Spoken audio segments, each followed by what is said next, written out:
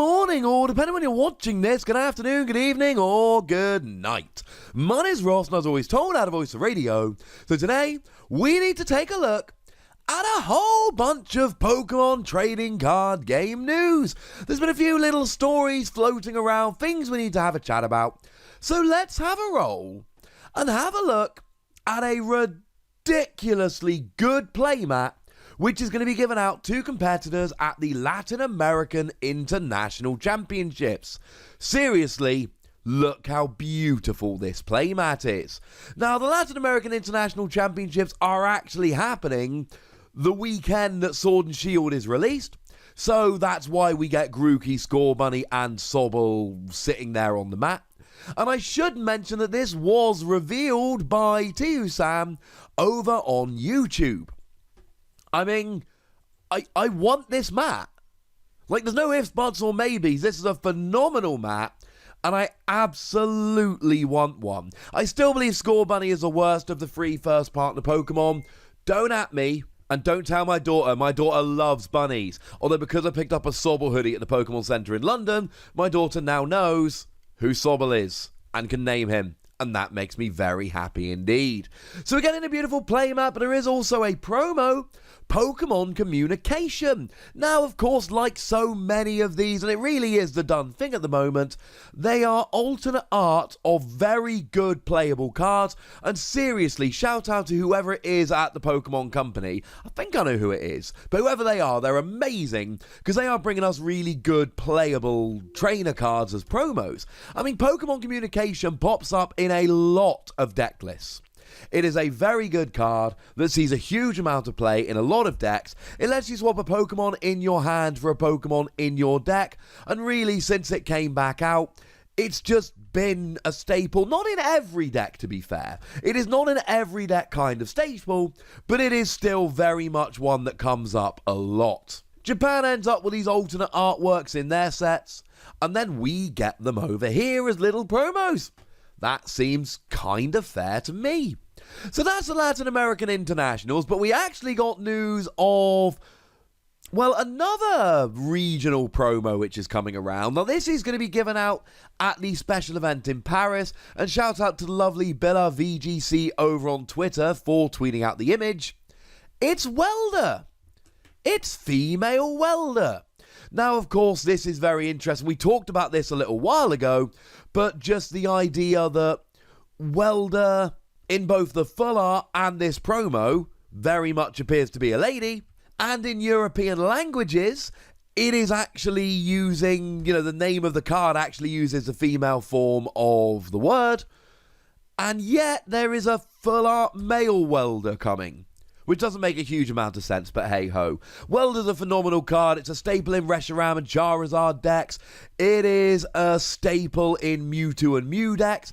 It is the best energy acceleration we've got at the moment. You attach 2 fire energy from your hand to one of your Pokemon, while also then drawing 3 cards. I mean, it's phenomenal. It sees a ridiculous amount of play, and it's not a card that we need as a promo. None of these we need, right? They're alternate art cards. We've seen them before. We've got different art of them, but it's just a cool way to make them available, and it gives you more options in terms of actually having the artwork that you want, and it makes the card more available, which means you're more likely to end up getting them, and if you don't get them, then the price for them on the secondary market is going to be significantly lower. So either way, these promos, I like to refer to them as inarguably good. Now, the lovely folks at TotalCards.net have gone and give us some information about the first Sword and Shield set, and this is actually extremely interesting. Because they've gone and put a whole bunch of products up for pre-order, and these are mocked up products, right? We don't actually know what they're going to look like, but Total Cards are great at mocking up these products. But they're mocking up products which we essentially know are coming. And look, there are some obvious ones. We're getting a 3-pack blister with a promo, and we're actually getting 2 different versions of that. We're getting a 1-pack blister with a promo, and again, we're getting 2 different versions of that. Neither of these are particularly unusual or weird or difficult to predict. But what is a little bit different is that we are apparently getting 2 Elite Trainer boxes. Now, generally speaking, we don't get 2 Elite Trainer boxes. We get 1 per set. Although there is precedent for having 2. Breakthrough had both Mega Mewtwo X and Mega Mewtwo Y. And Primal Clash had both Kyogre and Groudon. And there sort of have been a few, but lately we do seem to have 1. We're getting 2, 1 for Zacian and 1 for Zamazenta.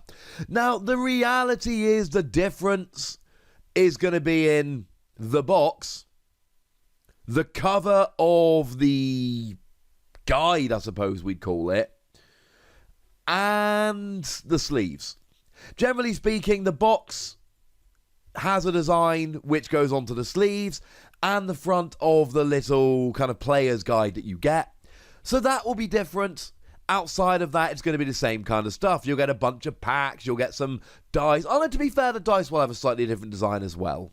So they'll be a little bit different. You'll still just get a bunch of packs of Sword and Shield in there.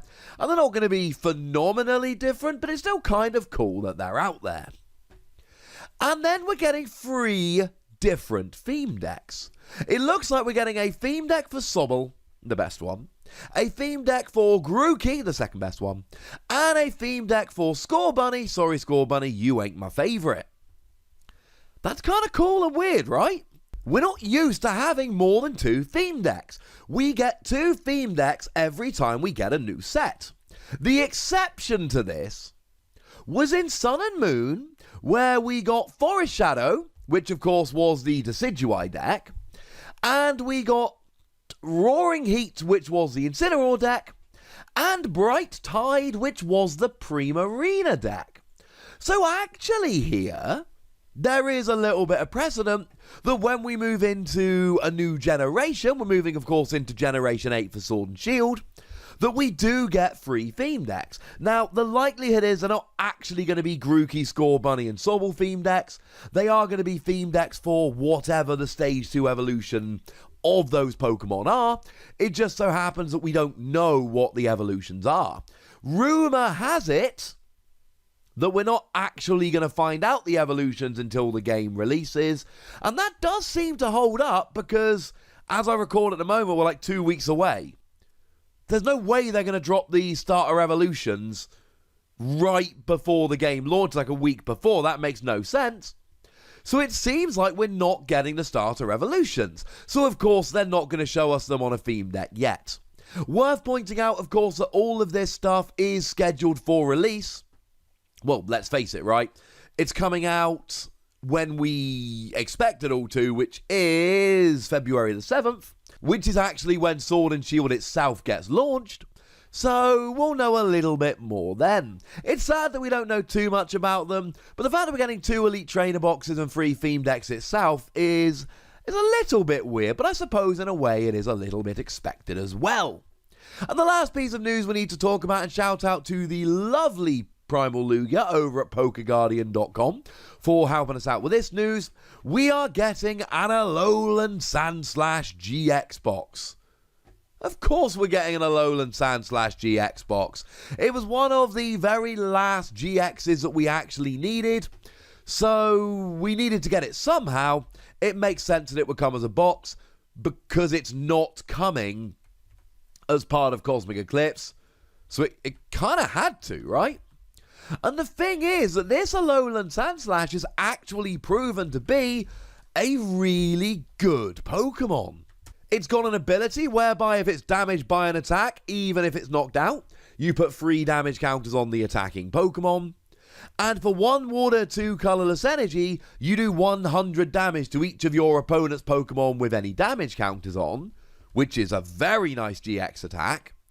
But of course you use Misty and Lorelei at that stage, and that lets you search for 3 water energy, but also discard 5 cards from your hand, and then use a water GX attack even if you've already used one. So there are decks around at the moment which are basically revolving around the Alolan Sandslash, and the goal of the deck is to just spam the GX attack over and over again until you knock out literally all of your opponent's Pokemon and win the game. It's cool. It's a genuinely, legitimately viable GX, so it's one that we need to go ahead and get as a promo. Now, it's coming out on January the 24th, and you get a promo Alolan Sandslash, and a Jumbo 1, and 4 packs and a code card. It's your standard kind of box. Although something that I noticed, and the lovely Primal Lugia did note this in his article as well, we're also missing Caracosta GX. As it stands at the moment, Caracosta GX is just kind of missing. We don't have one. So, yeah. We kind of need to get a box for that as well. They were both gym promos over in Japan that you got in packs for attending tournaments. So they were released in the same way in Japan. You would imagine we'd get them in roughly the same way over here. So there we go, ladies and gentlemen, a nice little roundup of Pokemon news, and alright, there's no new mechanic going on here, and I'm not able to tell you about an entire typing that's losing its resistance, but there's still some very cool stuff going on here. And I would like to know your opinions on all of it, so let me know in the comment section. Go nuts! Be nice. And then make sure you like this video, subscribe to this channel, follow me on Twitter at TheWassy, and Twitch for some live action at twitch.tv/PTCGRadio. If you want to support the channel, get some bonus podcasts and all that, head on over to patreon.com/PTCGRadio, where you can do exactly that. And please do make sure you're checking out youtube.com/WassyPlays, where we talk about a whole bunch of games that don't even have any Pokemon in. But by far the most important thing, as always, look after yourselves till next time, would ya? Thank you very much for watching. My name's Ross, and you've been watching PTCG Radio.